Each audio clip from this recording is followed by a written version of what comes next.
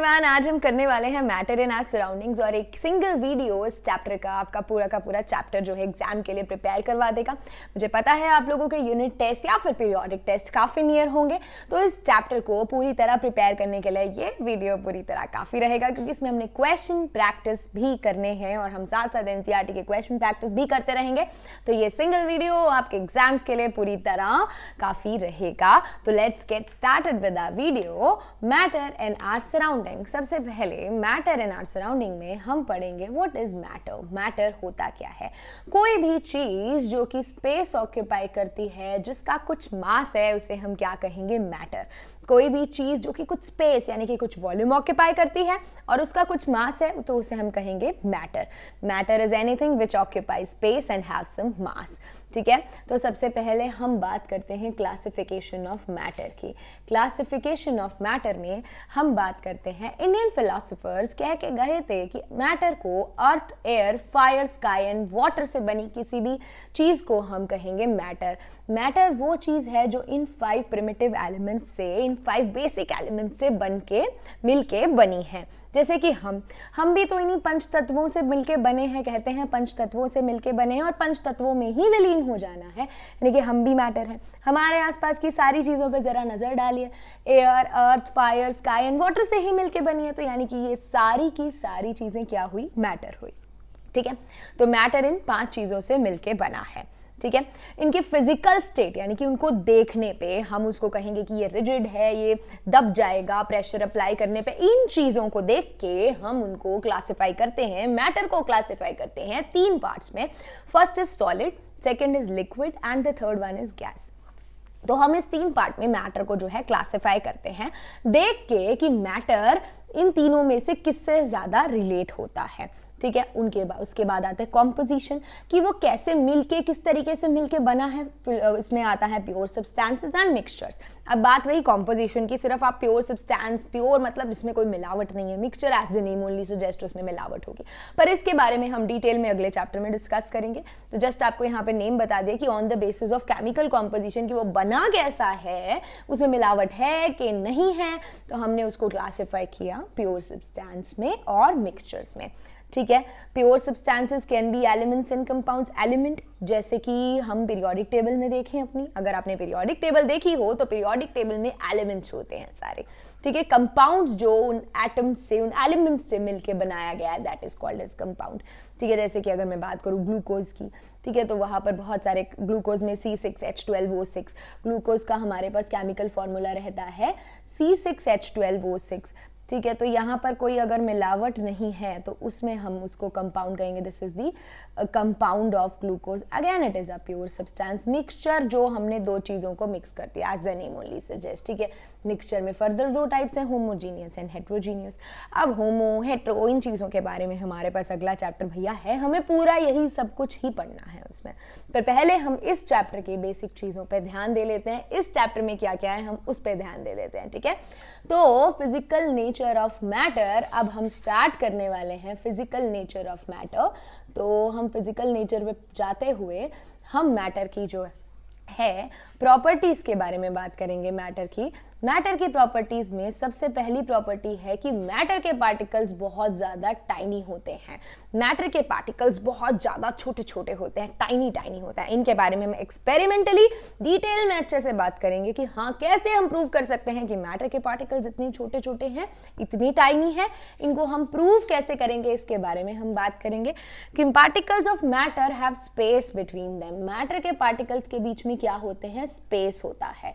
ठीक है, उसके बाद हमारे पास आता है मैटर के पार्टिकल कॉन्टिन्यूसली मूव करते रहते हैं। मैटर के पार्टिकल्स कॉन्टिन्यूसली इधर उधर मूव करते रहते हैं। And the fourth one is matter के पार्टिकल्स एक दूसरे को क्या करते हैं? अट्रैक्ट करते हैं। The first property, matter is made up of particles and the particles of matter are very tiny. यहाँ पर ये जो हमने यहाँ प्रॉपर्टी लिखी है, दिस प्रॉपर्टी एक्चुअली एक ही पार्ट ले लो, matter is made up of particles and the particles of matter are very tiny. ठीक है, तो सबसे पहले आते हैं हम matter is made up of particles पे।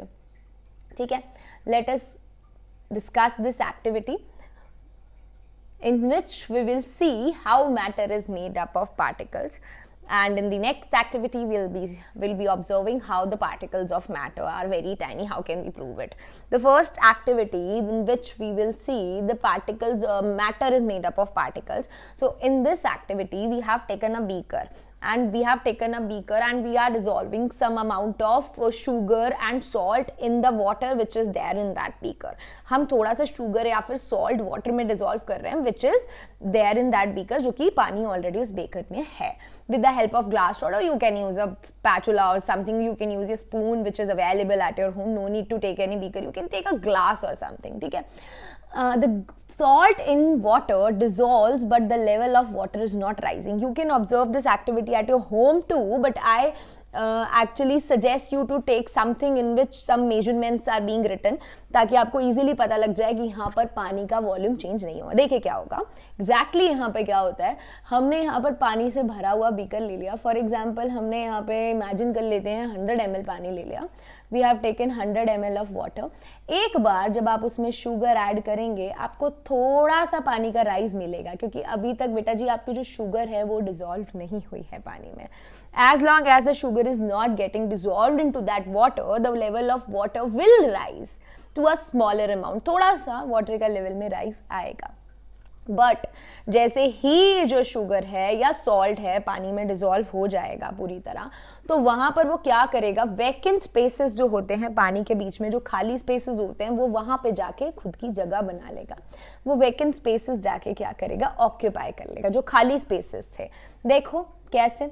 अब हमारे पास, मैं मान लेती हूँ कि ये है, मैंने ये ले लिया, इमेजिन कर लिया कि this is water, this is water.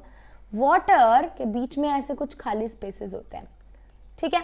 तो जो हमारा ऊपर से हमने डाला शुगर या सॉल्ट, आप जो भी डाल रहे हो उसको हम ग्रीन कलर में ले लेते हैं. ठीक है. शुगर या सॉल्ट यहाँ पे खाली स्पेसेस में आके बैठ गया. ठीक है. तो यहाँ पर इसने क्या ले लिया, खाली स्पेस ले लिया.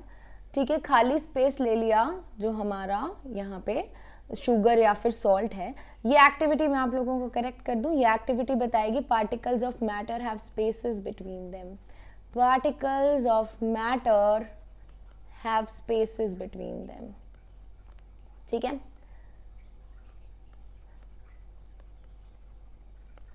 ये एक्टिविटी हमें ये प्रूव करेगी. एक्चुअली एक्टिविटी नीचे होनी चाहिए थी, बट इट्स ओके, थोड़ा ऊपर आ गया. बात तो हमें सारी एक्टिविटीज़ के बारे में ही करनी है. तो यहाँ पे हमने देखा कि शुगर और सॉल्ट आके बीच में स्पेसेस ऑक्यूपाई कर लेगी.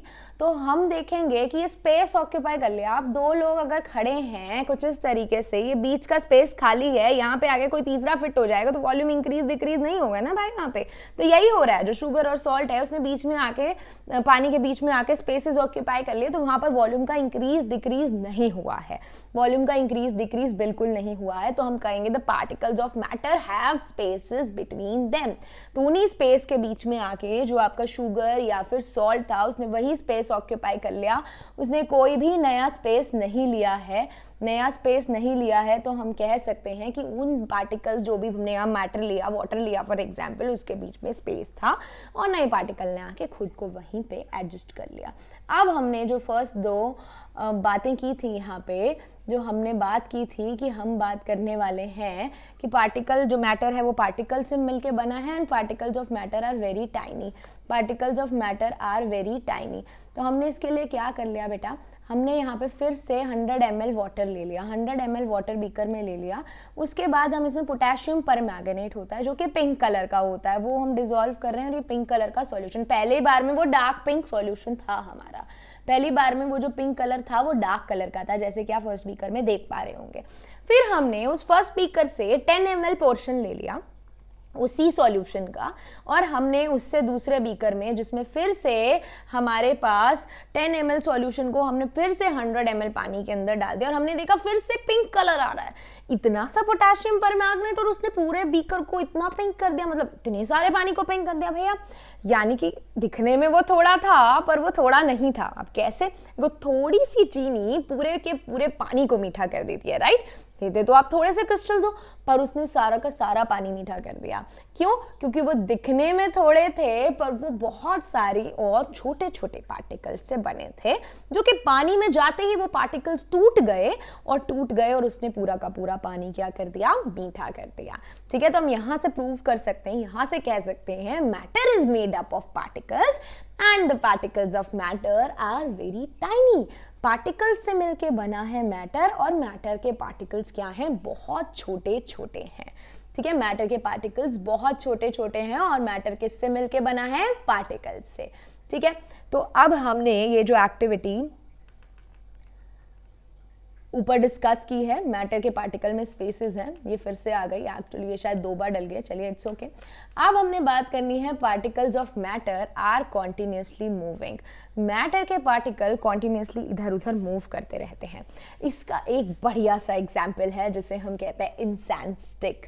ठीक है, इंसेंस स्टिक, घर में अगर अगरबत्ती जलाई जाए तो क्या होता है? उसकी खुशबू एक कोने से दूसरे कोने तक एकदम से भागती भागती पहुंच जाती है, क्योंकि वो मैटर के पार्टिकल्स हैं और वो कॉन्टिन्यूसली मूव करते रहते हैं। अब अगर आप इंक डाल दो एक बीकर में तो वो जल्दी से इंक क्या होगी? बीकर में पानी में जाके डिसॉल्व हो जाएगी, क्योंकि मैटर के पार्टिकल कॉन्टिन्यूसली मूव करते रहते हैं। मम्मा गरम खाना बना रही होती है किचन में, पर आप तक उसकी खुशबू भागे भागे से पहुंच जाती है, क्योंकि मैटर के पार्टिकल कॉन्टिन्यूसली मूव करते रहते हैं, है ना। तो ये सारी एग्जाम्पल्स हमें बताते हैं कि particles of matter are continuously moving.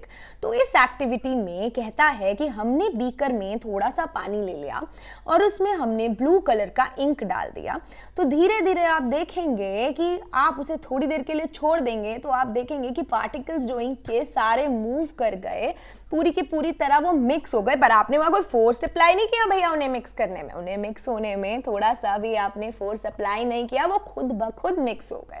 इस प्रॉपर्टी को कहते हैं डिफ्यूजन।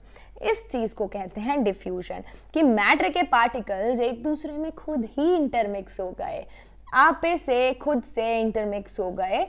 तो यहाँ पर आपको इस प्रॉपर्टी को कहना है डिफ्यूजन। डिफ्यूजन क्या है? डिफ्यूजन वो है जिसके अंदर इंटरमिक्सिंग ऑफ 2 डिफरेंट मैटर, उसे हम कहते हैं डिफ्यूजन। और यहाँ पर जो डिफ्यूजन होता है वो होता है ऑन इट्स ऑन। यहाँ पर आप कुछ नहीं करते, डिफ्यूजन खुद ब खुद ही होता है। It happens on its own. You are not applying any kind of force. Matter के पार्टिकल तो खुद ब खुद मिक्स हो रहे हैं। अब आप यहाँ से एक सवाल पूछ सकते हैं भैया, जो कि आपको पूछना भी चाहिए, कि भाई हम मम्मा आपने खाना बना रही है, एग्जाम्पल दे दिया, मम्मा खाना बनाती है तो आप तक बहुत जल्दी से खुशबू पहुंच जाती है, पर हॉट फूड की खुशबू ज़्यादा जल्दी क्यों पहुंचती है? खाना तो फ्रिज में भी पड़ा होता है, पर हॉट सिजलिंग फूड जो गरम गरम खाना बन रहा है, फॉर एग्जांपल घर पे बन रहे हैं राजमा चावल, तो जल्दी से खुशबू मिल गई आपको। हॉट सिजलिंग फूड की खुशबू आप तक जल्दी पहुंचती है as compare to cold food. ऐसा क्यों? क्या डिफ्यूजन ज़्यादा होता है हॉट फूड के अंदर? बिल्कुल, डिफ्यूजन ज़्यादा होता है हॉट फूड के अंदर। उसके पार्टिकल्स इधर उधर तेज़ी से भागते हैं। क्यों? भैया आपको अगर गर्म चीज़ पे रखेंगे तो आप भी अपना हाथ झटकेंगे ना वहाँ से। इसी तरीके से अगर पानी को आप गर्म करेंगे तो उसके पार्टिकल्स इधर उधर तेज़ी से भागने लगेंगे, और इससे जो एनर्जी एसोसिएट होती है, पार्टिकल्स के मोशन से जो एनर्जी एसोसिएट होती है, उसे हम कहते हैं kinetic energy. Energy which depends upon the motion of the particle is called as kinetic energy. Kinetic energy का फॉर्मूला है ½mv²। ठीक है, ½mv²। जैसे ही टेम्परेचर इंक्रीज करते हैं तो काइनेटिक एनर्जी पार्टिकल्स की इंक्रीज हो जाती है। पार्टिकल्स इधर से उधर बहुत तेजी से भागने लगते हैं। उनके तेजी से भागने की वजह से वहाँ डिफ्यूजन इंक्रीज हो जाता है। पार्टिकल्स एक दूसरे में, मैटर के पार्टिकल्स एक दूसरे में बहुत जल्दी मिक्स होने लग जाते हैं। डिफ्यूजन इंक्रीज हो गया तो हम वहाँ पे कहेंगे कि जो हमारे पास smell of hot sizzling food reaches to you when you are sitting at several metre away, while for getting the smell of cold food you have to go closer, little closer, क्योंकि वो इतनी जल्दी नहीं fuse हो सकते एक दूसरे में। वहाँ पर इतनी हाई एनर्जी नहीं है, टेम्परेचर हाई होने की वजह से काइनेटिक एनर्जी हाई होती है, जिसकी वजह से पार्टिकल एक दूसरे में जल्दी इंटरमिक्स हो जाते हैं। तो अब हम यहाँ पे नेक्स्ट प्रॉपर्टी डिस्कस करने वाले हैं मैटर की, which is particles of matter attract each other. Particles of matter attract each other. अब इस एक्टिविटी को प्रूव करने के लिए देखिए, अगर इसकी सिंपल सी एग्जांपल बताऊं तो यहाँ पर आप देखेंगे कि कट तो आप पानी की स्ट्रीम को करना चाहें कुछ भी करके तो वापस से वो जुड़ जाती है, आप पूरी तरह से कट नहीं कर पाते, क्योंकि पार्टिकल्स मैटर के एक दूसरे को अट्रैक्ट करते हैं। वहां पर वो कौन सा मैटर है? लिक्विड। पार्टिकल्स अट्रैक्ट करें but still you are able to move your hand through that liquid, है ना, क्योंकि वहां पर अट्रैक्शन है। पर अगर हम बात करें एक टेबल की तो वहां पर आप उसको तोड़ नहीं पाएंगे, उसमें से हाथ नहीं ऐसे मूव कर पाएंगे, क्योंकि अट्रैक्शन वहां भी है, पर as compare to liquid state थोड़ा ज़्यादा है। तो इस एक्टिविटी में हमने एग्जाम्पल ले लिया है chalk, rubber band and a piece of iron nail. इनका एग्जाम्पल ले लिया, chalk, rubber band and a piece of iron nail. इन तीनों में हमें देखना है कि सबसे कम अट्रैक्शन किस में है। सबसे ज़्यादा इजीली आप चॉक को ब्रेक कर पाएंगे, उसके बाद आप रबर बैंड को ब्रेक कर पाएंगे, और सबसे मुश्किल है ब्रेक करना आयरन नेल को। तो हम कहेंगे कि फोर्स ऑफ अट्रैक्शन तो तीनों में ही है, पर सबसे ज़्यादा force of attraction iron nail के अंदर है, क्योंकि वो इजीली ब्रेक नहीं होता। तो आयरन नेल में सबसे ज़्यादा फोर्स ऑफ अट्रैक्शन है as compare to chalk and rubber band. तो हम यहाँ से ये प्रूव कर पाएंगे कि particles of matter attract each other, particles of matter attract each other, particles of matter एक दूसरे को क्या करते हैं? अट्रैक्ट करते हैं, तभी तो एक दूसरे से इस तरीके से बंधे हैं। ठीक है, तो नेक्स्ट टॉपिक है हमारा इसके बाद states of matter. Matter basically 3 state में एग्जिस्ट करता है, solid, liquid and gas. 2 states और होती हैं, 1 state is boss-Einstein condensate, boss-Einstein condensate, and the another state is boss-Einstein, जिसे हम BEC भी कहते हैं, and the one more state is there which is plasma. Bose-Einstein, BEC and plasma. There are 2 more states of matter. One is Bose-Einstein condensate and then another one is plasma. पर हमें हमारे course के according we have to discuss the 3 states of matter which is solid, liquid and gas. तो अब हम इसके बारे में बात कर लेते हैं। सबसे पहला है हमारे पास solid state. Solid state of matter, जैसे कि आपको इस स्पीकर में दिखाई पड़ रहा है कि जो सॉलिड के पार्टिकल्स होते हैं, जो सॉलिड स्टेट के पार्टिकल्स होते हैं, वो बहुत ज़्यादा सॉलिड स्टेट टाइटली पैक्ड है। सॉलिड स्टेट बहुत ज़्यादा टाइटली पैक्ड है। वहीं दूसरी ओर अगर मैं लिक्विड स्टेट को देखूं, अगर मैं यहाँ लिक्विड स्टेट को देखूंगी तो as compare to solid this is less tightly packed हो गया हमारे पास। और अगर मैं लिक्विड स्टेट की बात करने के बाद गैसियस स्टेट की बात करूं, तो गैसियस स्टेट के जो पार्टिकल होते हैं, जो गैस के पार्टिकल होते हैं, वो सबसे ज़्यादा लेसर टाइटली पैक्ड होते हैं। वो जो होते हैं इधर उधर बहुत तेज़ी से भाग सकते हैं, गैस के पार्टिकल इधर उधर बहुत तेज़ी से भाग सकते हैं। यही जो है गैस की एक फीचर होता है हमारे पास। अब हम इनके बारे में और डिटेल में बात करेंगे, पर उससे पहले हमारे पास एज आई सेड कि हम यहाँ पर प्रैक्टिस क्वेश्चन भी साथ साथ करेंगे, क्योंकि ये एक वीडियो मुझे आप लोगों के लिए काफ़ी बनानी है कि आप लोग कोई भी टेस्ट की तैयारी कर रहे हो, whether it is your unit test, whether it is your periodic test, whether it is any kind of test, और whether you are preparing for your exam in which this chapter is coming. तो आपके लिए enough रहे ये video, मुझे ऐसे बनानी थी। तो मैंने इसमें NCERT के क्वेश्चंस भी जो हैं ऐड कर दिए हैं इसी सिंगल वीडियो के अंदर। you'll get the questions of NCERT too. So the first question which we are going to discuss now is which of the following are matter? ये आपके NCERT की टेक्स्ट बुक में ही गिवन है। इनमें से कौन सा जो है मैटर है? ठीक है, chair, air, love, smell, hate, almonds, thought, called, lemon water, the smell of perfume. इनमें से कौन सी चीज़ हमारे पास मैटर है? सबसे पहले एयर, कुछ चेयर जो है कुछ मास होता है इसका और कुछ स्पेस ये ऑक्यूपाई करती है, तो for sure chair is a matter. उसके बाद आ जाते हैं हम एयर पे। एयर तो मैटर है। एयर में air is a mixture of many gases, तो एयर के थ्रू ही बाकी चीज़ें जो होगी, स्मेल वगैरह आपके पास ट्रैवल करके पहुंचती है, जैसे smell of perfume it will travel through air only. तो एयर क्या है? मैटर है। उसके बाद love is a feeling and feeling doesn't matter, तो love is love is not a matter. Again smell, smell हम इसमें वो वाली स्मेल की बात करें, मुझे स्मेल आ रही है, तो इट इज़ अ फीलिंग, आपको सेंस हो पा रहा है कि वो स्मेल आपको आ रही है, बट एक्चुअल में आ रही है नहीं आ रही नहीं पता ना, तो हम यहाँ पे अकेली स्मेल को मैटर का नाम नहीं देंगे। उसके बाद hate, hate is again a feeling. अगर आप किसी से नफरत करते हैं तो ज़रूरी नहीं कि सामने वाला भी करेगा, है ना, तो हेट भी मैटर नहीं है। फिर आ जाते हैं आलमंड्स में, बादाम, बादाम तो मैटर है, स्पेस भी होता है कुछ ऑक्यूपाई बादामों से, और कुछ उनका मास भी होता है, तो आलमंड्स आर मैटर। थॉट, आप कुछ सोच रहे हैं, अगेन ये मैटर नहीं करता आप क्या सोच रहे हैं, ठीक है, तो थॉट मैटर नहीं है। कोल्ड, आपको ठंड लग रही है, तो ठंड लगना तो आपको लग रही है ना, तो हम ये नहीं कह सकते कि ये मैटर है, ठीक है। तो lemon water is a matter because it is having some mass and it is having some volume too, it is occupying some space too, ठीक है। उसके बाद आते हैं smell of perfume. Smell of perfume जो होगी एयर में mix हो जाएगी, छोटे छोटे पार्टिकल्स उसके एयर में मिक्स हो जाएंगे, तो hence it is a matter, तो ये मैटर है। तो हमारे पास अगेन आई एम रिपीटिंग, यहाँ पर मैटर कौन कौन सी चीज़ें हैं, यहाँ पर हमारे पास मैटर है chair, air, almonds, lemon water, smell of perfume, तो यहाँ पर क्या है, ये मैटर है। यहाँ पर मैंने लिखा है smell is considered as matter due to the presence of some volatile substances. volatile substances मतलब जो substances उड़ जाते हैं। स्मेल ऑफ परफ्यूम के अंदर से कुछ volatile substances होते हैं, इसके अंदर volatile मतलब उड़ने वाले substances उसमें ऐड किए जाते हैं, तो वो एयर के साथ मिक्स हो जाती है smell of perfume, hence it is considered as matter। उसके बाद हमारे पास आ जाते हैं हम नेक्स्ट क्वेश्चन पे। वैसे ये क्वेश्चन मैंने पहले भी डिस्कस किया है। The smell of hot sizzling food reaches to you several meters away, but to get the smell of cold food you have to go closer.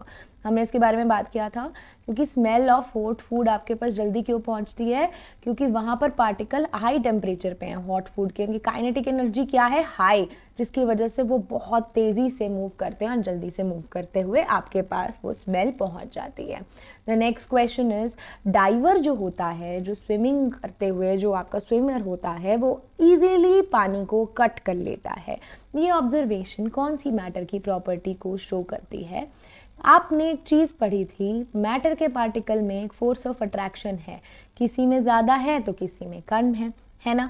पानी की स्ट्रीम को मैंने बताया था आप कट कर सकते हैं, बट वो दोबारा जुड़ जाएगी, पर वहीं आप अगर सॉलिड ब्लॉक को कट करने जाएं ऐसे हैंड से, तो will not be able to cut ना। तो फोर्स ऑफ अट्रैक्शन तो is there, but the magnitude of force of attraction varies from one matter to another. And here we are talking about liquid water, कि पानी के अंदर सी driver easily पानी को cut कर लेता है। ये कौन सी प्रॉपर्टी मैटर की बताता है कि ये वो प्रॉपर्टी है मैटर की, कि मैटर के अंदर वीक फोर्स ऑफ अट्रैक्शन है। यहाँ पे there is a force of attraction. सबसे पहले तो ये मैटर की प्रॉपर्टी है, force of attraction is there between the particles of matter. Force of attraction is there between, ये between है, the particles of matter, between the particles of matter, force of attraction is there between the particles of matter। ये है एक property matter की। उसके अंदर भी हम ये क्या बता सकते हैं कि पानी के मॉलिक्यूल्स के बीच में जो फोर्स ऑफ अट्रैक्शन होता है, इट इज़ क्वाइट वीक, जिसको तोड़ना बहुत इजीली पॉसिबल होता है। That is why a diver is able to cut water very easily. तो हमने यहाँ पर again a question is there from NCERT text book only, कि कौन पार्टिकल्स ऑफ मैटर की कैरेक्टरिस्टिक बताओ। द फर्स्ट कैरेक्टरिस्टिक, उनके बीच में स्पेसेस होते हैं, वो कांस्टेंट मोशन में होते हैं, कॉन्टिन्यूसली मूव करते रहते हैं, अट्रैक्ट करते हैं एक दूसरे को। और मैटर जो होता है स्मॉल पार्टिकल से कंपोज किया जाता है, स्मॉल पार्टिकल से मिलके बना होता है। और आप इसके अंदर के भी ऐड कर सकते हो, matter is made up of particles, matter is made up of particles, ठीक है। और अगर आप ये प्रॉपर्टी ऐड करते हो तो इसी में ऐड हो जाएगी, matter is made up of particle and the particles of matters are very small, ठीक है। तो हम आगे बढ़ते हैं सॉलिड, लिक्विड और गैस, क्योंकि हमें डिटेल में डिस्कस करना है। उनको डिटेल में डिस्कस करने से पहले आपको कुछ चीज़ें और हमें बतानी है। The first one is density. Density क्या है? Density is mass by volume. देखिए एक इजी सा एग्जांपल लेते हैं। एक क्लास के अंदर 20 स्टूडेंट्स हैं, उस रूम के अंदर 20 स्टूडेंट्स वो रूम अकोमोडेट ईजिली कर लेता है, वो रूम अकोमोडेट कर लेता है 20 स्टूडेंट्स को वेरी ईजिली। पर अगर मैं उसी क्लास के अंदर 20 की जगह 25 स्टूडेंट बिठा दूँ, उसी क्लास में मैं 20 की जगह 25 स्टूडेंट्स बिठा रही हूँ, तो अब वो क्लास भरी भरी लगेगी, है ना, वो क्लास भरी भरी लगेगी, पर उस क्लास का वॉल्यूम वही का वही है। Density is mass by volume, again I am repeating, जैसे कि आप अपनी स्क्रीन पे देख सकते हैं, density is mass by volume. अब मैंने वहाँ बच्चे बढ़ा दिए, पर क्लास का स्पेस जो उसका वॉल्यूम है वो उतने का उतना है, पर वहाँ बच्चे 20 की जगह मैंने 25 बिठा दिए। अब जो बच्चों का मास है वो बढ़ जाएगा, तो अब कहेंगे ज़्यादा भरी भरी लग रही है क्लास, ज़्यादा डेंसर लग रही है, तो यहाँ पर मास बढ़ा तो क्या बढ़ गया, डेंसिटी। तो mass increases, density increases, but the volume of that class remain same. उस क्लास का वॉल्यूम बिल्कुल सेम है, उसके वॉल्यूम में कोई चेंज नहीं आया है। तो यानी कि हम कह सकते हैं वॉल्यूम इंक्रीजेस, डेंसिटी डिक्रीजेस, और वॉल्यूम डिक्रीजेस, डेंसिटी इंक्रीजेस। यानी कि अगर मैं उस क्लास को छोटा कर दूंगी, वॉल्यूम डिक्रीज हो गई। अगर उस क्लास को, उन्हीं सेम बच्चों को, 20 स्टूडेंट्स को उस क्लास से छोटे रूम में मैंने जाके बिठा दिया, तो अब वो क्लास ज़्यादा डेंसर लगेगी। 20 बच्चे हैं, मतलब वो क्लास छोटी हो गई, वॉल्यूम कम हो गई, ज़्यादा denser, again density increases, volume decreases, density increases, mass increases, density increases, mass increases, density increases, volume increases, density decreases. So this is all about density. I hope this concept is clear to you, but before moving forward I have to discuss one question related to density with you, although this question will come later in your chapter, but I wanted to discuss it with you right now because अभी आप density पढ़ रहे हैं, तो I'll be able to explain you this question very easily. That is why I'm just focusing on this question. The question is कि density अगर हम बात करें आइस की, तो आइस देखने में सॉलिड होती है। सॉलिड के अंदर अगर आप कोई भी चीज़ ले लेंगे सॉलिड की, तो वो भारी भरकम ज़्यादा होती है एज कम्पेयर टू लिक्विड, है ना, तो उसका मास तो ज़्यादा हो गया भाई, तो डेंसिटी भी सॉलिड की ज़्यादा होनी चाहिए एज कम्पेयर टू लिक्विड। तो हम आइस फ्लोट क्यों करती है पानी में, वो डूब क्यों नहीं जाती, उसकी डेंसिटी तो ज़्यादा होनी चाहिए क्योंकि वो सॉलिड है। अगर मैं बोलूँ कि सॉलिड ज़रूर है आइस, पर जो आइस का स्ट्रक्चर होता है बेटा, structure of ice is cage like, ऐसे स्ट्रक्चर कुछ होता है आइस के अंदर ना, केज लाइक। तो ये बीच में जो स्पेस होता है ना, ये एम्प्टी होता है, ये एम्प्टी स्पेस है, cage like structure of ice. Ice का स्ट्रक्चर क्या होता है, आइस का structure is cage like structure, ice का स्ट्रक्चर केज लाइक होता है। तो ये जो बीच का पार्ट होता है आइस का, वो होलो होता है, एम्प्टी होता है, because of that empty part उसका वॉल्यूम आइस का क्या हो जाता है, ज़्यादा हो जाता है। वॉल्यूम ज़्यादा होते ही क्या हो गया, डेंसिटी डिक्रीज हो गई। वॉल्यूम ज़्यादा होते ही क्या हो गया, डेंसिटी डिक्रीज हो गई। डेंसिटी वॉल्यूम आइस का ज़्यादा हो गया because of its cage like structure. Cage like structure की वजह से वॉल्यूम आइस का क्या हो गया, volume increases, and cage like structure की वजह से क्या होगा आपका, डेंसिटी डिक्रीजेज। ठीक है, तो इस वजह से आइस क्या है, पानी पे फ्लोट कर रही है। मैं अगेन बोल रही हूँ ये वीडियो बिल्कुल काफ़ी है बेटा, क्योंकि इसमें क्वेश्चंस बिल्कुल कवर कर रही हूँ मैं, कि क्वेश्चन आपके साथ डिस्कस करके चल रहे हैं ताकि आपको ज़्यादा इस चैप्टर पे एफर्ट्स ना करने पड़े। This video is more than sufficient, around I think I have covered 16-17 question in this video, so I will be covering this much these many questions with I'll be discussing these many questions with you people. So I feel that this video is enough for your examination, so try to watch this video till the end. ठीक है, तो उसके बाद हमारे पास क्या है, kinetic energy. Kinetic energy क्या है, और ये नोट्स, हाँ these notes are more than sufficient, तो आप बीच में पॉज करके ये अपनी नोटबुक में नोट डाउन कर सकते हैं नोट्स। ठीक है, मैं फोकस करती हूँ बेटा, आप नोट करिए नोटबुक में। ठीक है, तो मेरा हमेशा से फोकस होता है, मैं बच्चों को हमेशा कहती हूँ although I will be giving you notes, but try to note everything in your notebooks. Why, because if you are writing something, it means you are grasping something. ठीक है, it means you are learning that something to the fullest, मतलब you are learning completely, you are understanding the concept behind that topic. I don't believe in ratification basically. ठीक है, तो मैं चाहती हूँ कि जो भी बच्चे पढ़ें वो अच्छे से पढ़ें। ठीक है, तो काइनेटिक एनर्जी की अगर हम बात करें तो what is kinetic energy, kinetic energy is half mv square. Kinetic energy is half mv square, यानी कि काइनेटिक एनर्जी वो एनर्जी होती है जो कि मैं पहले भी बात कर चुकी हूँ, जो कि मास और वेलोसिटी पर डिपेंड करती है। किसी चीज़ के मास और वेलोसिटी पे जो एनर्जी डिपेंड करती है, उस एनर्जी को हम कहते हैं काइनेटिक एनर्जी।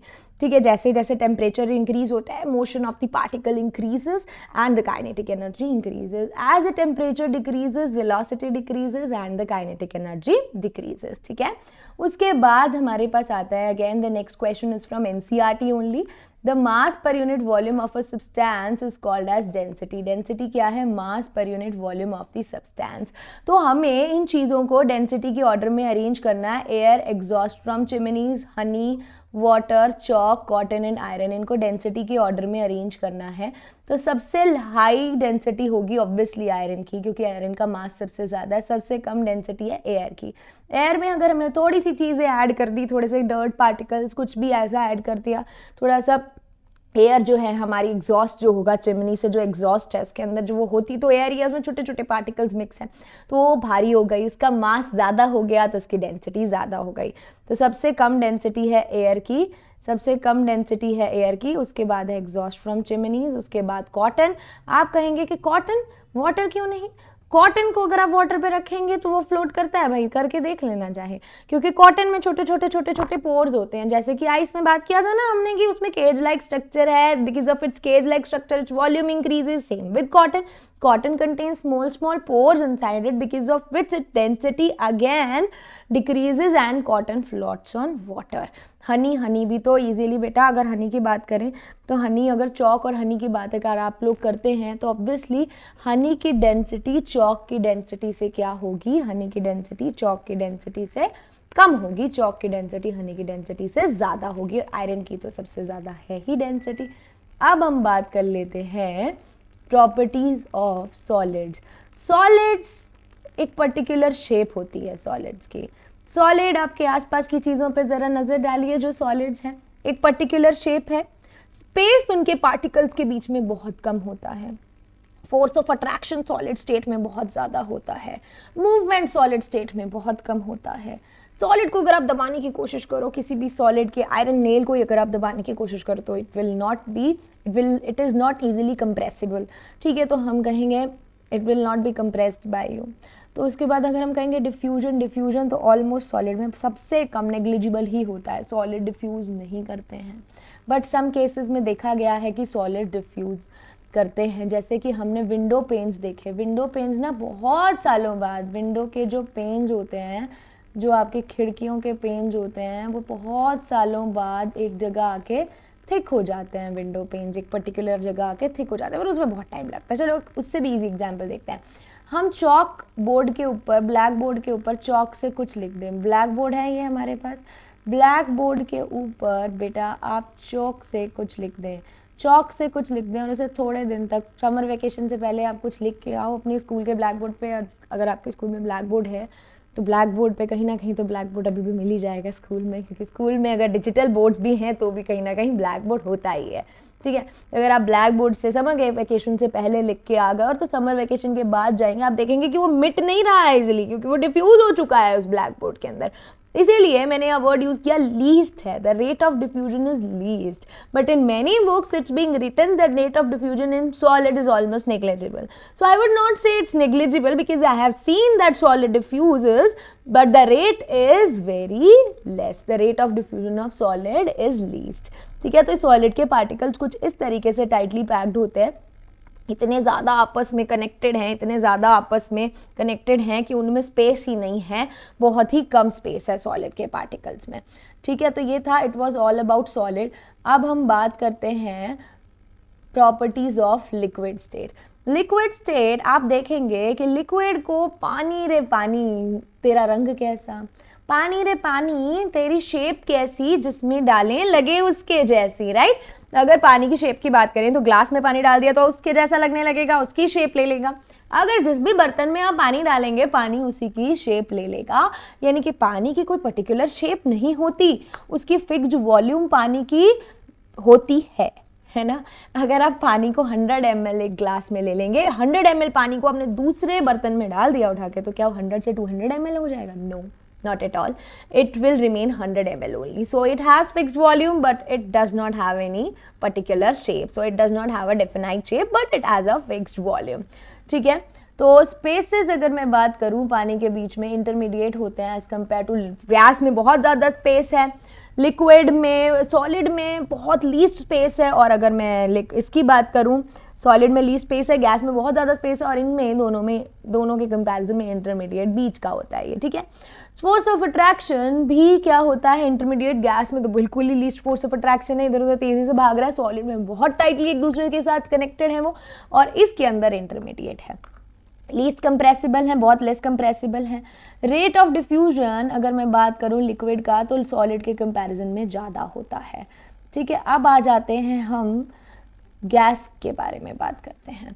गैस चिमनी से आ रही है तो आप देख रहे हैं कोई पर्टिकुलर शेप नहीं है, इधर जा रही है उधर जा रही है, कोई फिक्स वॉल्यूम नहीं है।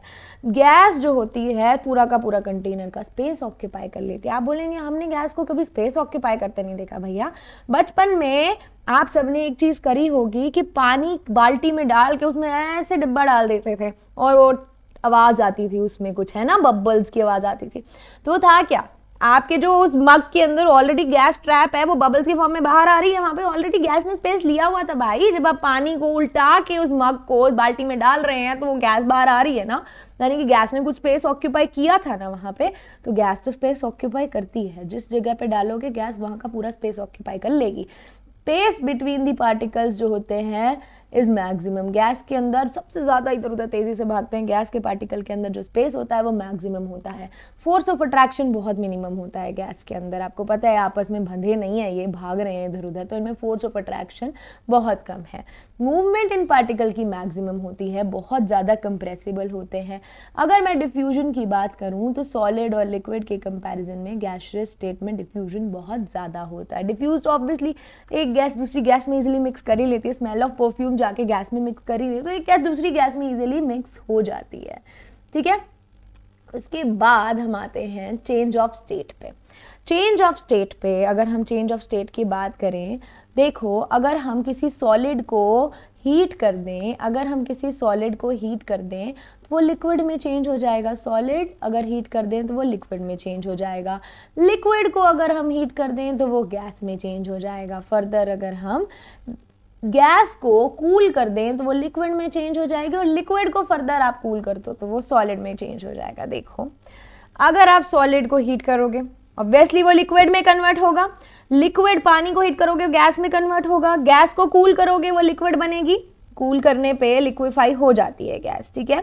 उसके बाद अगर हम गैस लिक्विड को कूल कर दें, आइस को कूल कर दें तो लिक्विड पानी को कूल कर दें तो वो आइस बन जाएगा। तो इस तरीके से मैटर के जो स्टेट्स हैं वो चेंज हो सकते हैं, ठीक है। If ice is heated it changes into water, if water is heated it changes into steam, steam को कूल कर दो तो वो वाटर में चेंज हो जाता है, और वाटर को कूल कर दो, वाटर कूल कर दो। इफ वाटर इज कूल्ड तो यहाँ पर वेपर नहीं सॉलिड आएगा। If water is cooled it changes into solid, if water is cooled it changes into solid. There is a correction बच्चे। तो हमारे पास यहाँ पर गैस के जो पार्टिकल्स होते हैं वो इधर से देखो ऐसे कंटेनर में तेजी से भाग रहे हैं, गैस के पार्टिकल्स कंटेनर में तेजी से भाग रहे हैं, जैसे कि आपको इस पिक्चर में दिखाई दे रहा है, इधर उधर तेजी से जाके कंटेनर की वॉल पे भी टकराने हैं ठा करके, ठीक है। तो गैस के पार्टिकल इस तरीके से मूव करते रहते हैं। अब कहता है comment upon the following, again a question. Rigidity क्या है, कंप्रेसिबिलिटी क्या है, फ्लूइडिटी क्या है, filling of gas in a container, shape, kinetic energy, density, ठीक है। तो यहाँ पर अगर हम बात करें रिजिडिटी, रिजिडिटी मतलब रिजिड है, नहीं बदलेंगे भैया जो मर्जी कर लो। सॉलिड की अगर मैं बात करूं तो solids are rigid, it does not change its shape when an external force is applied. तो रिजिड लोग जितनी मर्जी आप कोशिश कर लो वो नहीं बदलेंगे, एक्सटर्नल फोर्स आप अप्लाई करो तो rigid people will not change their shape. तो वो प्रॉपर्टी मैटर की जिसमें एक टेंडेंसी है कि वो अपनी प्रॉपर्टी मतलब अपनी शेप को चेंज ना करे, भारी फोर्स अप्लाई हो तो भी, तो उसे हम कहते हैं रिजिडिटी। उसके बाद हम आते हैं कंप्रेसिबिलिटी पे। कंप्रेसिबिलिटी कि हमने बाहरी फोर्स अप्लाई कर दिया तो मैटर की प्रॉपर्टी है कॉन्ट्रैक्ट होने की, उस प्रॉपर्टी को हम क्या कहते हैं, कंप्रेसिबिलिटी, ठीक है। उसके बाद हमारे पास आते हैं कंप्रेसिबिलिटी के बाद यहाँ पर फ्लूइडिटी। फ्लूइडिटी क्या है, फ्लूइड हमारे पास फ्लूइड, लिक्विड के फ्लो करने की टेंडेंसी, पानी को अगर हमने ज़मीन पर डाल दिया तो उसकी flowing tendency, that is called as fluidity. Ability of a substance to move to flow freely, that is called as fluidity. उसके बाद हमारे पास क्या है, filling of gas in the container. Gas को अगर हम कंटेनर में डालें तो वो पूरी तरह उस कंटेनर को फिल कर लेगा, बिकॉज गैस की कोई शेप नहीं होती, गैस का कुछ वॉल्यूम नहीं होता, it will fill the whole container. उसके बाद shape, definite structure of an object is called as shape. एक पर्टिकुलर अगर क्यूब है तो उसकी एक पर्टिकुलर बाउंड्रीज हैं, फिक्स्ड बाउंड्रीज में वो पैक्ड है, तो वो हमारी उसकी शेप बताता है। एक पर्टिकुलर स्ट्रक्चर किसी ऑब्जेक्ट का क्या बताता है, उसकी शेप बताता है। उसके बाद हम आ जाते हैं, कहते हैं कि tabulate the difference between the characteristics of matter. अब देखिएगा छोटी क्लासेस में तो आप लिख लेते थे solid has a fix state, but यहाँ पर अगर आप 9th क्लास है बेटा जी, ठीक है, कुछ तो अलग दिखाएंगे ही ना 9th क्लास में, मतलब बड़ी क्लास कहते हैं 9th क्लास को, हम कहते हैं कि भैया बहुत सिलेबस है, 9th क्लास के नाम से बच्चे डरने लग जाते हैं, तो हम कुछ तो डिफरेंट दिखाएंगे ना। 9th क्लास में अगर आपको पूछेगा differentiate between solid, liquid and gas, तो आप इस टेबल के फॉर्म में इस तरीके से आंसर देंगे। यहाँ पे आप सबसे पहले शेप लिखेंगे, solid, liquid and gas, solid fix shape, liquid no fix shape, gas no fix shape. Volume, fixed volume होता है, फिक्स्ड वॉल्यूम होता है, no fixed volume. Intermolecular force solid में मैक्सिमम होता है, आपस में बहुत टाइटली बंधे हैं सॉलिड के पार्टिकल एक दूसरे से बहुत ज़्यादा टाइटली बंधे हैं, तो इसके पार्टिकल्स के बीच में फोर्स मैक्सिमम होता है, ठीक है। और उसके बाद अगर हम बात करें, इसमें लिक्विड्स में कम होता है एज कम्पेयर टू सॉलिड, बहुत कम होता है गैस में। इंटरमॉलिक्यूलर स्पेस बहुत कम होता है सॉलिड में, ज़्यादा होता है लिक्विड में, मैक्सिमम होता है गैस में। Rigidity oblique fluidity, rigidity flow नहीं कर सकते सॉलिड, ये फ्लो कर सकते हैं, और ये हमारे पास रिजिड नहीं होती। गैसेस अगर रिजिड बिल्कुल नहीं होती, ऑब्वियसली गैसेस को आप रिजिड नहीं कहोगे, फ्लूइडिटी तो है। अगर मैं मैक्सिमम फ्लूइडिटी की बात करूं तो गैस सबसे ज़्यादा फ्लूइड है, क्योंकि सबसे ज़्यादा इनमें टेंडेंसी होती है फ्लो करने की, ये इन गैस के कंपैरिजन में कम फ्लो करते हैं, सॉलिड बिल्कुल फ्लो नहीं करते। तो अगर आपसे पूछा जाए कौन से 2 स्टेट्स ऑफ मैटर हैं जिन्हें आप फ्लूइड्स कहोगे, तो आप उसमें आंसर दोगे gas as well as liquid.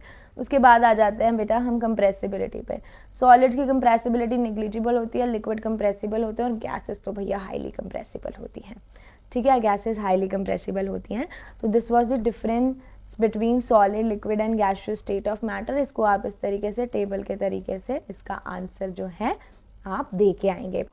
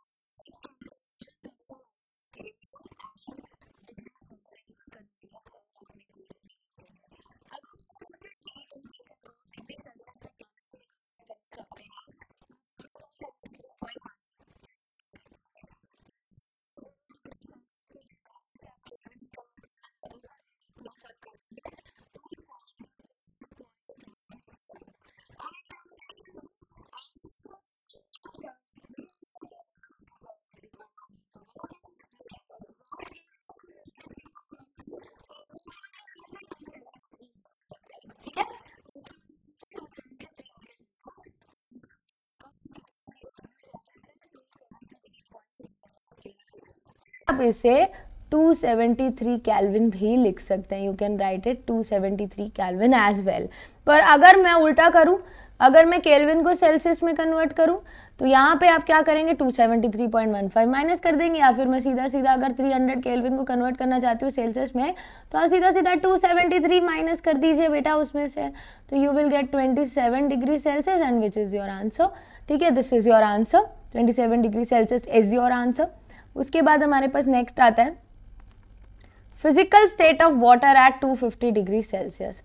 Water का फिजिकल स्टेट क्या है 250 डिग्री सेल्सियस पे? 250 डिग्री सेल्सियस बहुत ज़्यादा गर्म भाई, बहुत ज़्यादा गर्म, उसमें तो गैस के फॉर्म में ही एग्जिस्ट करेगा पानी। ठीक है, उसके बाद आते हैं 100 डिग्री सेल्सियस पे क्या है वाटर का स्टेट। 100 डिग्री सेल्सियस पे पानी बॉयल होना स्टार्ट करता है, तो उसमें वो पानी की तरह भी एग्जिस्ट करेगा, it will exist as water and it will exist as gas too. तो ये बोथ द फॉर्म्स में एग्जिस्ट करेगा 100 डिग्री सेल्सियस पे, liquid as well as gas के फॉर्म में, दोनों फॉर्म में एग्जिस्ट करेगा।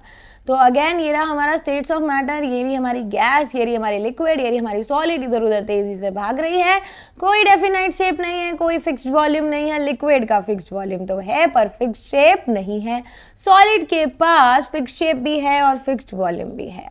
तो अब हम फिर से आते हैं हमारे चेंज ऑफ स्टेट पे।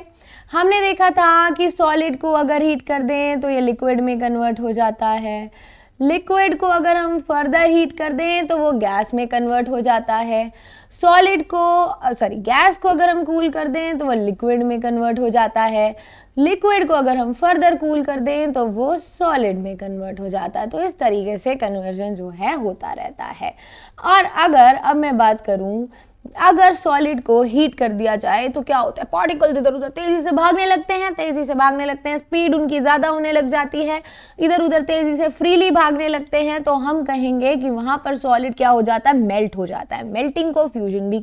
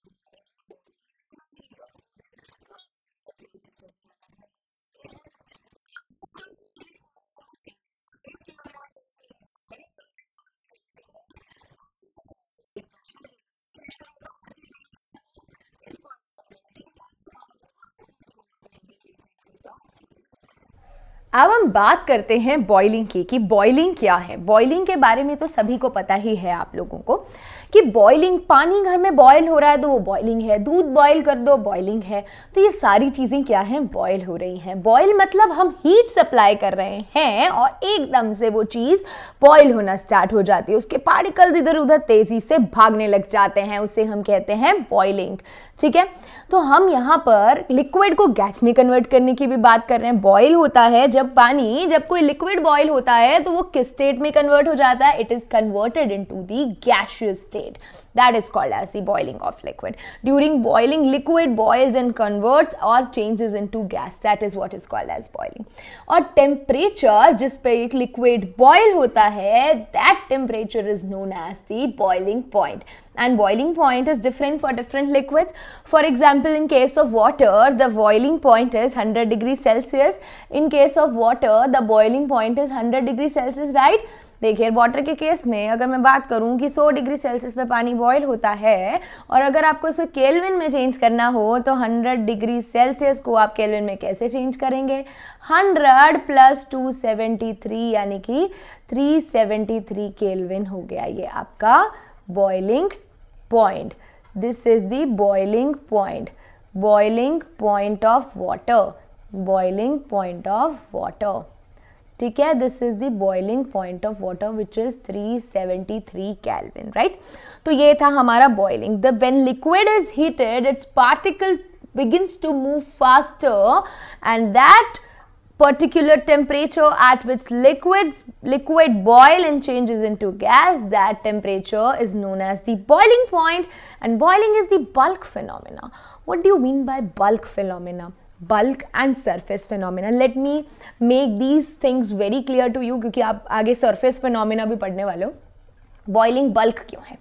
नीचे से ऊपर तक लिक्विड बॉयल हो रहा है। ऐसा तो नहीं सिर्फ सतह का, यानी कि हम ये तो नहीं कहेंगे कि सिर्फ सरफेस के लिक्विड पार्टिकल बॉयल हो रहे हैं, नीचे से ऊपर तक बॉयल हो रहा है, नीचे से ऊपर तक पार्टिकल्स की मूवमेंट फास्टर हो रही है, right. That is what is called as boiling. Bulk मतलब अंदर से बॉयल हो रहा है, boiling is a bulk phenomena. ठीक है, उसके बाद हम आगे बढ़ते हैं इस चैप्टर में। तो हमारे पास है latent heat of vaporization. Latent heat of vaporization, latent जो कि मैंने आपको बताया था hidden. Latent heat of vaporization, fusion में क्या था, जब सॉलिड लिक्विड में कन्वर्ट होता है, that is called as melting और फ्यूजन। एंड दैट हीट जो कि उस दौरान हमें बॉन्ड्स ब्रेक करने में यूज़ की गई, हमने जो बॉन्ड ब्रेक करने में उस टाइम हीट यूज़ की, उसे हमने नाम दिया था लेटेंट हीट ऑफ फ्यूजन का। सेम वे में जब लिक्विड बॉयल होता है, लिक्विड जब गैसियस स्टेट में चेंज होता है, लिक्विड को हम गैस में कन्वर्ट करते हैं, उस टाइम भी लिक्विड के पार्टिकल्स के बीच में जो बॉन्ड्स होंगे, उन बॉन्ड्स को ब्रेक करने के लिए, उन बॉन्ड्स के बीच में फोर्सेस को ओवरकम करने के लिए, ये जो लिक्विड के पार्टिकल्स के बीच में फोर्स होगा, इनको ओवरकम करने के लिए, to overcome these force of attraction, to overcome these force of attraction जो कि लिक्विड के अंदर है, हमें एक हीट चाहिए होगी। इस फोर्स ऑफ अट्रैक्शन को ओवरकम करने के लिए we need some heat, and that heat is known as latent heat of vaporization, जो कि लिक्विड को वेपर के दौरान लिक्विड पार्टिकल्स के बीच में जो फोर्सेस ऑफ अट्रैक्शन है, पहले हमें वो बॉन्ड्स को ब्रेक करना पड़ेगा। उन बॉन्ड्स को ब्रेक करने के लिए जो हमें एनर्जी सप्लाई की गई, हमने जो एनर्जी सप्लाई की, that heat was latent heat of vaporization. तो इसकी परफेक्ट डेफिनेशन क्या होगी? The definition will be the amount of heat energy required to change 1 kilogram of liquid at atmospheric pressure at its boiling point। boiling point के ऊपर atmospheric pressure पर जो हमें heat energy हमने यूज की है 1 किलोग्राम लिक्विड को gas में चेंज करने की, that heat is known as latent heat of vaporization, right। तो अब हम आते हैं हमारे नेक्स्ट क्वेश्चन पे। Again and again I am repeating that this video is sufficient for your examination, और आपको आगे भी ऐसी सारी वीडियोस मिलेंगी जो कि आपके एग्जाम के लिए more than sufficient। अब हमारा ये क्वेश्चन कहता है कि for any substance why does the temperature remains constant during change of state। अब हमने इतना ज़्यादा लेटेंट हीट पे बात कर लिया है, latent heat of fusion, latent heat of vaporization, कि इसका आंसर तो आपको बड़ा ही ईजी लगेगा. It is due to latent heat. This happens due to latent heat supplied to increase the temperature of the substance that is used to transform the state of the matter, which means अगर वो substance solid था तो latent heat ने काम किया उसको पहले liquid में convert करने का, यानी कि उसके bonds को break करने का latent heat ने काम किया यहाँ पे. तो it is used up for transforming the states of matter of a substance here and the temperature remains constant. ठीक है, तो ये था इसका आंसर. अब हम बढ़ते हैं आगे की तरफ इस चैप्टर में.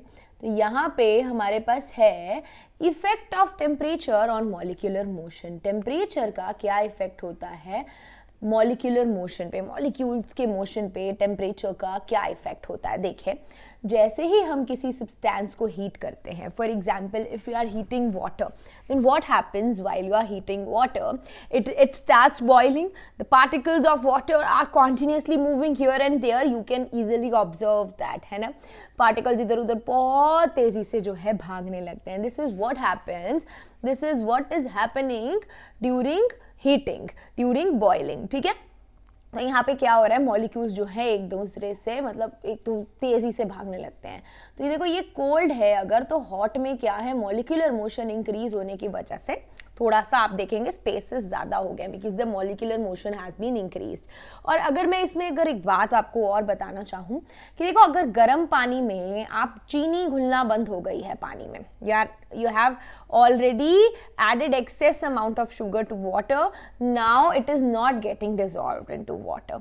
Saturation point कहते हैं इसको, जहाँ पे ज़्यादा अमाउंट में अगर आप सॉल्यूट और डिजोल्व करना चाहेंगे तो और डिजोल्व नहीं होगा. That is what is called as saturation point. Saturation point आ गया, चीनी और डिजोल्व नहीं हो रही है पानी में.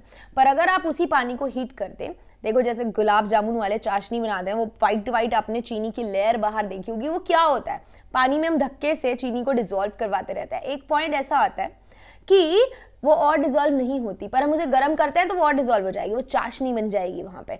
और जब एक्सेस अमाउंट शुगर का होगा, जब उसे ठंडा कर दिया जाता है, वो बाहर आ जाती है. कैसे, देखो ऑन हीटिंग जो मतलब मॉलिक्यूल्स के बीच में स्पेस इस तरीके से बढ़ जाता है. ये था आपका सॉलिड विदाउट हीटिंग वाला, जब आपने हीटिंग नहीं किया था, without heating, this was without heating, and after you have heated that crystal, this was after heating, this was after heating, after you have heated that solid.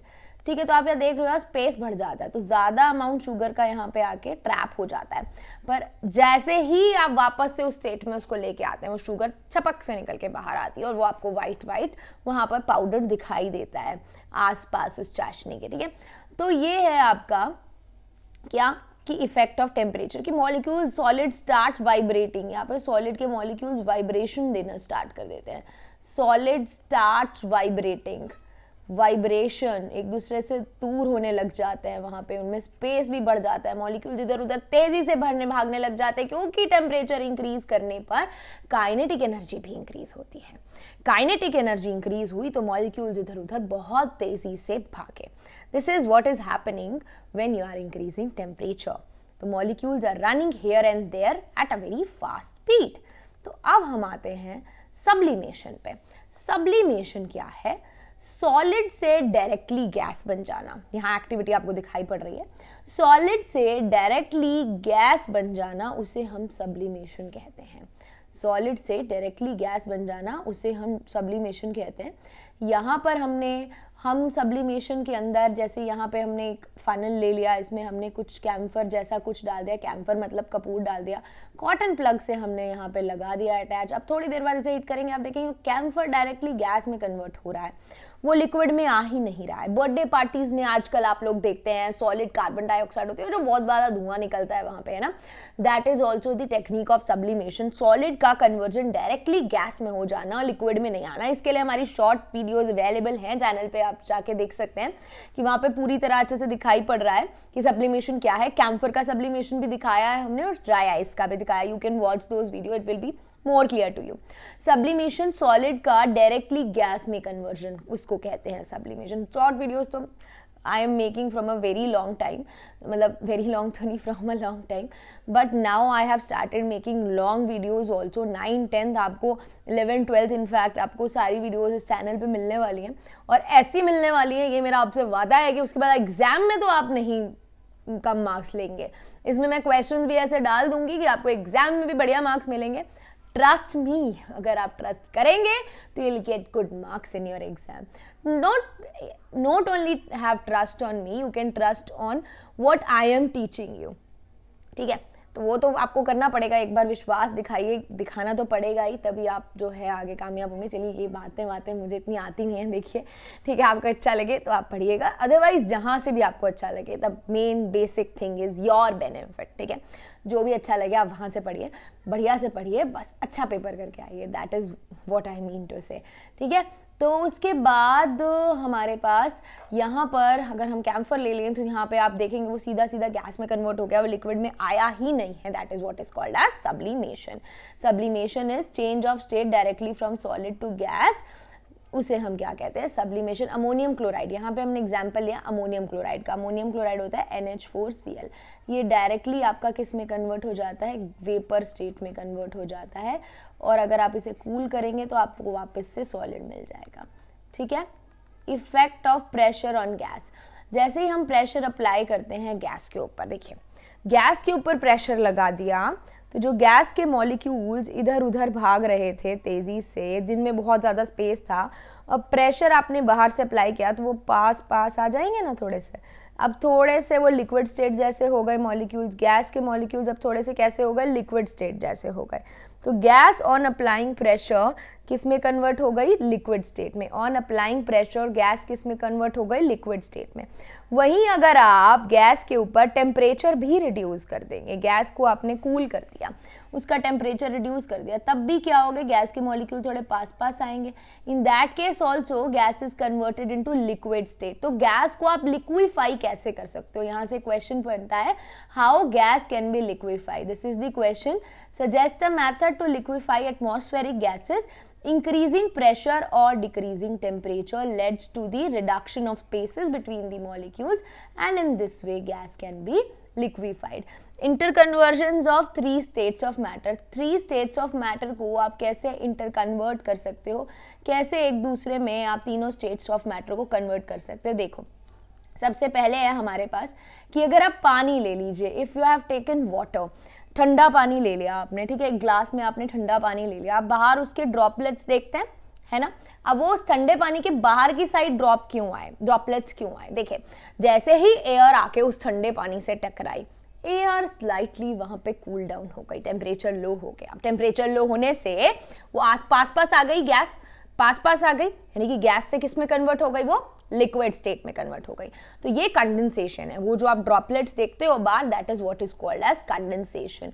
तो अगर मैं बात करूं कंडेंसेशन की, तो कंडेंसेशन क्या होगा, गैस को अगर हम लिक्विड में कन्वर्ट कर दें, गैस को अगर हम लिक्विड में कन्वर्ट कर दें, यहाँ जो प्रोसेस यूज कर रही जाती है, गैस को लिक्विड में कन्वर्ट करने के लिए जो प्रोसेस की जाती है यूज, उसको हम कहते हैं कंडेंसेशन।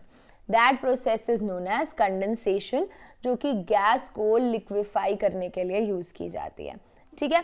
उसके बाद हमारे पास आता है, आप लोगों को पता है कि अगर हम सॉलिड से लिक्विड बनाएं तो that is called as melting, और अगर हम लिक्विड से सॉलिड बनाएं तो क्या होगा, अगर हम यहाँ पे लिक्विड से सॉलिड बनाएं तो that is called as freezing. For sure freezing और मेल्टिंग ये तो एक कॉमन सी बात है, आप लोगों को पता ही है, ठीक है। उसके बाद अगर हम बात करें कि गैस से डायरेक्टली सॉलिड बनाते हैं, देखो गैस से डायरेक्टली सॉलिड, सॉलिड से डायरेक्टली गैस तो आपने बनाया ही है सब्लिमेशन से, अब यू आर मेकिंग गैस से डायरेक्टली सॉलिड। ये कहाँ होता है, गैस से डायरेक्टली सॉलिड बन गया।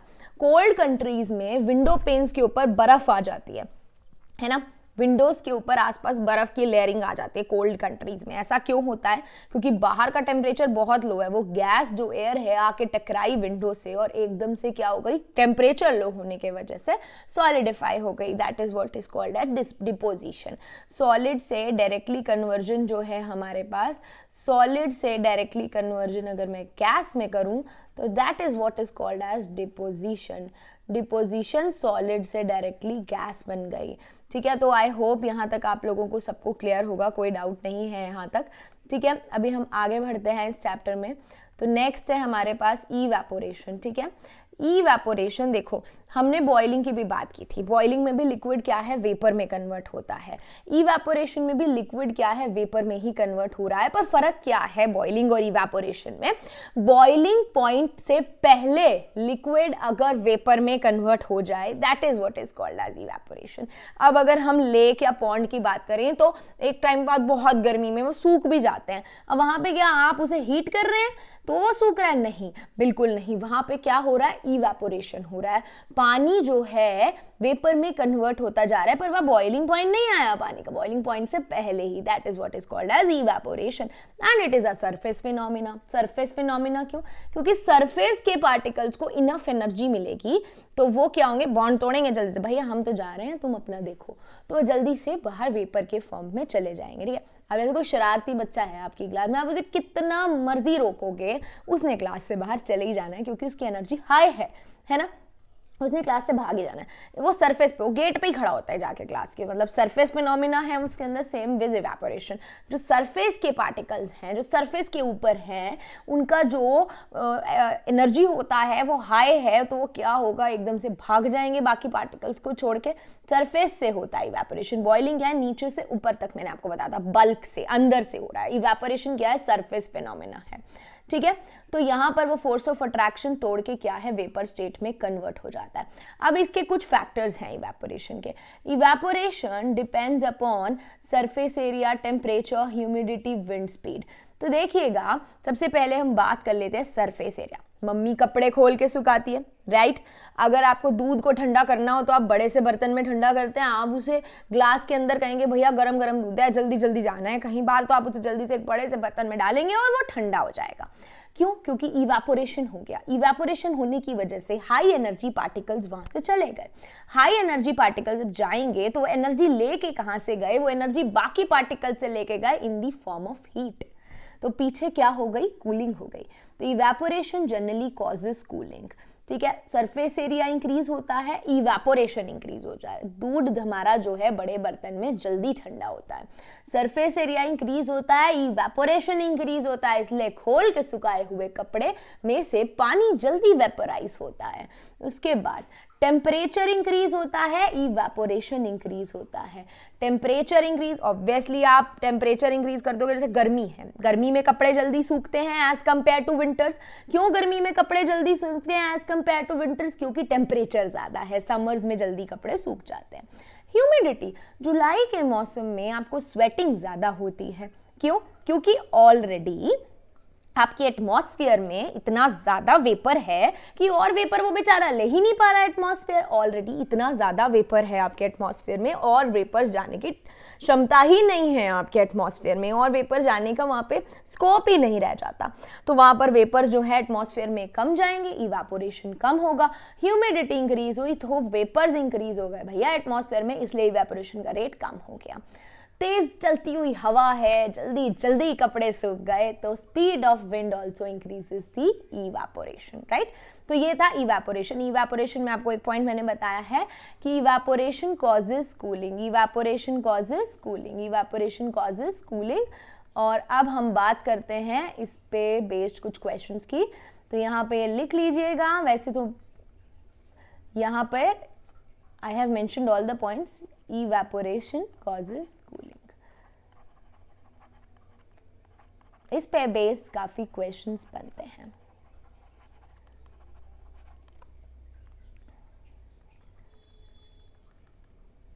Why a desert cooler is better on a hot dry day? देखो, हॉट ड्राई डे पे डेजर्ट कूलर बेटर क्यों है? ह्यूमिडिटी पे तो ह्यूमिड है, अगर बाहर एटमॉस्फेयर, जुलाई का महीना, जुलाई में ह्यूमिड सीजन होता है, जुलाई में ह्यूमिडिटी ज़्यादा होती है एटमॉस्फेयर में। ह्यूमिडिटी ज़्यादा होने की वजह से एटमॉस्फेयर में क्या होगा, ह्यूमिडिटी ज़्यादा है अगर एटमॉस्फेयर में, तो वेपर्स और ज़्यादा जा ही नहीं पाएंगे एटमॉस्फेयर में। वेपर्स ज़्यादा एटमॉस्फेयर में जा ही नहीं पा रहे हैं अगर, तो वहाँ पर आपकी इवैपोरेशन कम होगी। हो आपका जो डेजर्ट कूलर है वो अच्छे से हवा नहीं देगा, तो एसी ज़्यादा बेटर होते हैं उस टाइम। हॉट ड्राई डे पे बाहर तो ह्यूमिडिटी है नहीं, तो कूलर का काम इस पे होता है कि वो पानी कूलर के अंदर भरा जाता है और वो वेपराइज होके बाहर जाता है, तो कूलर के अंदर ठंडक होती है और वही ठंडक आप तक वो पहुंचाता है। ये कूलर का फिनोमिना होता है। तो अगर वेपराइजेशन इवेपोरेशन होने का चांस ही बाहर कम है तो फिर तो वो नहीं होगा, यानी कि जुलाई के मौसम में कूलर बढ़िया काम नहीं करता। वही जून का, मई का मौसम जिसमें ह्यूमिडिटी कम है तो इजीली पानी वेपर बन के बाहर चला जाएगा और अंदर क्या होगी, कूलिंग कॉज होगी जो आप तक वो ठंडक पहुंचाएगा। ठीक है, उसके बाद आता है why does a water kept in earthen pot which is called as matka becomes cool during summer. Why becomes cool during summer? क्योंकि अर्दन पॉट, मटके के आसपास पोर्स होते हैं, पोर्स से इवेपोरेशन इजीली हो जाता है, पोर्स से इवेपोरेशन इजीली हो जाता है तो उसके अंदर पोर्स होने की वजह से मटके के अंदर क्या हो जाती है, ठंडक हो जाती है और आपको ठंडा पानी मिलता है। As earthen pot is porous in nature, tiny pores facilitate the penetration of water and evaporation occurs from that surface. The process of evaporation energy is contributed by water in the pot, यानी कि वो जो heat energy है वो water obviously heat energy के form में energy ली और बाहर चला गया, कुछ तो एनर्जी उसे चाहिए ना, तो वो हीट एनर्जी के फॉर्म में एनर्जी लेके बाहर चला जाता है और अंदर क्या हो जाती है, कूलिंग हो जाती है। that is how cooling is happening inside an earthen pot and you are getting cool water. मटके का पानी अच्छा भी होता है वैसे पीना, ठीक है, फ्रिज के पानी से ज़्यादा अच्छा होता है, मटके का पानी पिया करो, ठीक है। What types of clothes should we wear in the summer? इस टाइप के क्वेश्चन घुमा फिरा के भी पूछे जाते हैं। देखो, दो बच्चे हैं, एक ने नाइलॉन क्लोथ पहने और एक ने कॉटन क्लोथ पहने, समर में तो कौन ज़्यादा कंफर्टेबल होगा? Such questions can be asked in your exam. तो यहाँ पर what type of cloth should you wear in the summer, मतलब you should wear light coloured cotton cloth. Light coloured मतलब कलर लाइट होगा तो एनर्जी का absorption कम होगा for sure वहाँ पे। कॉटन क्लोथ्स में पोर्स होते हैं, पोर्स होने की वजह से इवेपोरेशन होगा, इवेपोरेशन होगा तो कूलिंग इफेक्ट होगा वहाँ पे, इवेपोरेशन कॉजेस कूलिंग, तो कूलिंग होगा और आप ठंडा ठंडा फील करेंगे और आप कंफर्टेबल भी रहेंगे उसमें। In summer light coloured cotton cloth because light colour reflects heat and cotton material have pores to absorb sweat facilitating evaporation and hence causing cooling on the skin because evaporation causes cooling. तो अब मैं लिखूंगी thank you, hope you liked my video, hope you liked my video. ऐसी और videos के लिए हमारे channel को सब्सक्राइब कर लें। इनफैक्ट लॉन्ग वीडियोस नहीं, आपको हर कॉन्सेप्ट को क्रिस्टल क्लियर करने के लिए हमारे चैनल पे आपको हर टाइप की शॉर्ट वीडियो मिल जाएगी, ठीक है। So subscribe today. और कोई डाउट हो तो आप मुझे डाउट मेरी ईमेल आईडी पे भेज सकते हैं। You will get my email ID in my channel description, ठीक है, तो आप वहाँ भी भेज सकते हैं।